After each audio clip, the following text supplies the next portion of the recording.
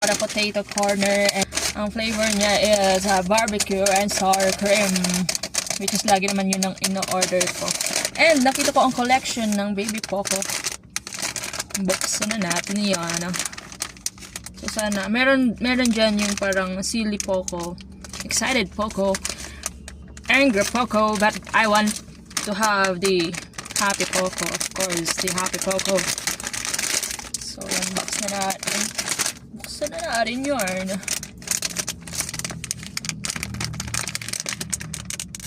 Sana mukha yung happy Poco. By the way, ito yung first time ko na mag-o-open ng ganito. Kasi nabili lang ako ng fries pero hindi ko siya napapansin before.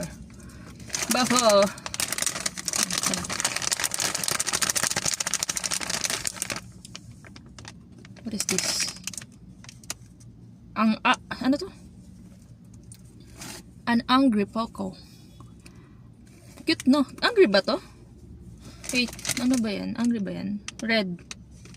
What's red? Red is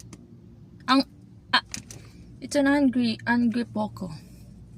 Pero cute, di ba? So mag-collect tayo. Hindi tayo titiglan, hindi natin nakukuha yung happy Poco. Pero sa bagay, pwede ko siya kolektahin lahat. Kaso sana hindi ko na makuha yung angry Poco next time. Yun lang.